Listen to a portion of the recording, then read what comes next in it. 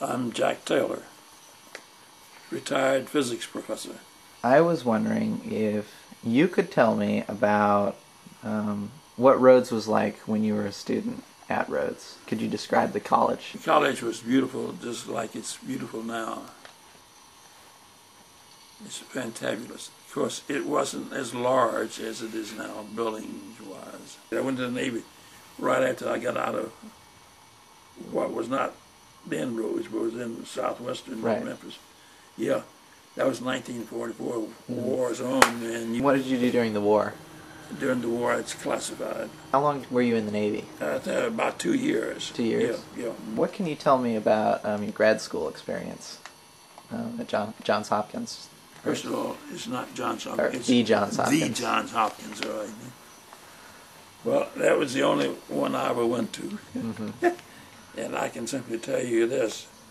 I checked it out quite a bit before I went there, and everything I ever realized fantabulous. It was the first place where you could get a PhD in this country. I thoroughly enjoyed my stay there, although it was a long 5 years to get out. What type of research did you get involved with, and why did it interest you? Spectroscopy. That's how you communicate with atoms and things and see it, whether they are rotating, translating. How did you get interested in it? You are presented with all sorts of things, either through lectures or what you might see in a movie or something like that, students talking about, in reading textbooks. Mm-hmm. And it just is a good way to learn some very fundamental ideas in physics. Spectroscopy is going to be pretty near the top of any field you can think about. Just the things that it enables you to do, and the things that enables you to understand. I like to use the expression, it's the which of which there's no whicher. In the area of spectroscopy that I chose was infrared, say, rather than visible or ultraviolet. And you worked in the Naval Research Laboratory? Yes, that was the second job I took after my PhD. My first PhD, I needed to make a lot of money in a hurry. Uh-huh. And I worked for a year at E.I. DuPont, Denham Moores. I went back later as a civilian working at the Naval Research Laboratory. And it was while there that I was involved in the development of the Sidewinder missile. And that was because of your specialization in infrared? Oh, absolutely. No, it was, and I'd say they wouldn't have hired the geographers or something. Uh-huh. They wouldn't have hired an electrical engineer. They hired somebody who knew something about spectroscopy. Yeah. And in addition to the Sidewinder project, I was also involved. Now, let me refresh your mind. World War II is over, but in World War II we didn't have infrared. Right. That took on after. So that's why the Sidewinder project is on in her. And also, I was involved in atmospheric transmittance over long paths, like a mile or something like that. Because these are all very interesting things that one's going to need to know, because there's several types of weapons, all of them based on infrared coming along. And so I was really in a very, what I thought, interesting time there. Things were happening and happening fast.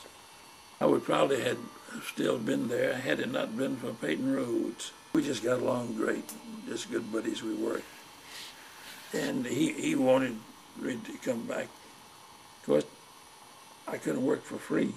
Right. It was sort of between a rock and a hard place. He had a certain amount of money. The amount of money that he could offer me at that time was about half what I was getting at the Naval Research Laboratory. Teaching is never a high-paying thing. You got to sort of love it. But the point was, Dr. Rhodes knew he had a problem along that line, and he got on it like ugly on a monkey, and finally got it solved. But the point was, Sarah and I both wanted to come back if he could, and he was finally able to get up, so we came back. We never regretted it either. I forget how many total years, 36 plus, I think it was another year. And I personally enjoyed every killing moment of it.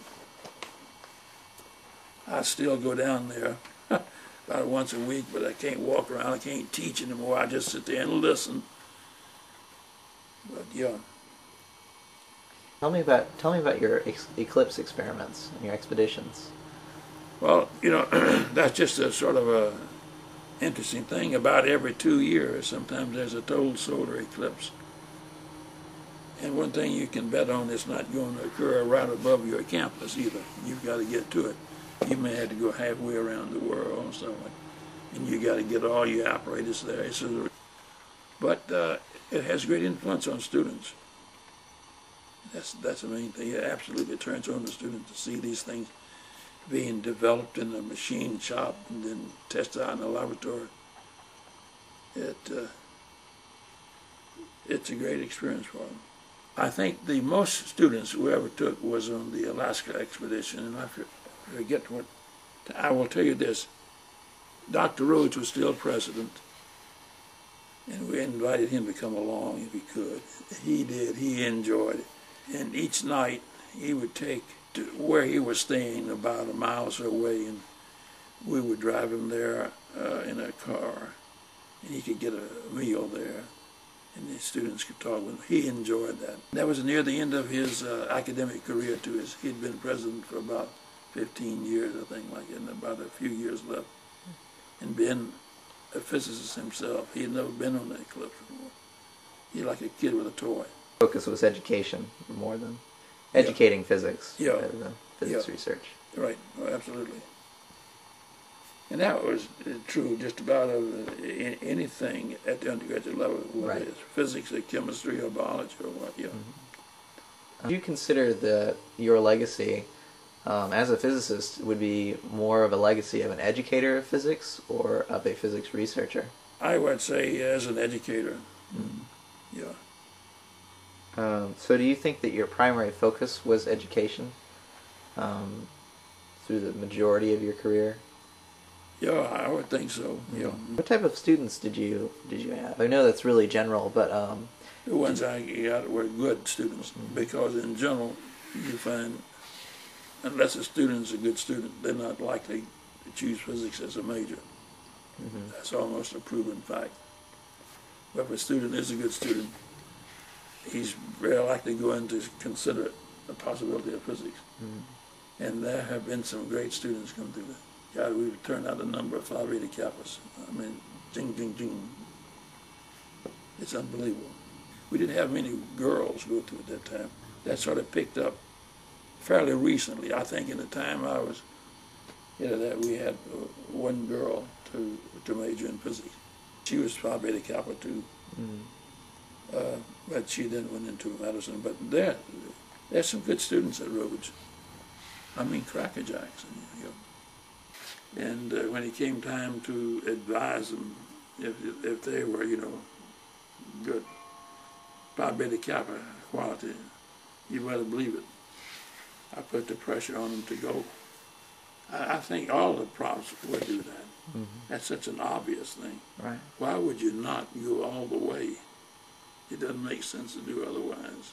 Do you think that physics is more easily taught at a small school like Rhodes or at a large institution? Well, that's a hard thing to do. I can see a situation if you've got a big place with lots of students, if the prof is brilliant, that's the thing that really counts. Mm-hmm. I think at Rhodes it's a few students as we have there, you got a chance to really know their capabilities and know if you can help them or if you need to get some help to help them. I think it's just a great place to go. Mm-hmm. But then, you can't be all things to all people. And you got to make the most with what you find yourself in. Tell me about playing tennis with Dr. Rhodes. Well, I enjoyed it thoroughly. I mean, just between the two of us, I always clobbered him because I was 20 years or so younger than him. But he had been trained well in tennis, and he loved it. I loved it too.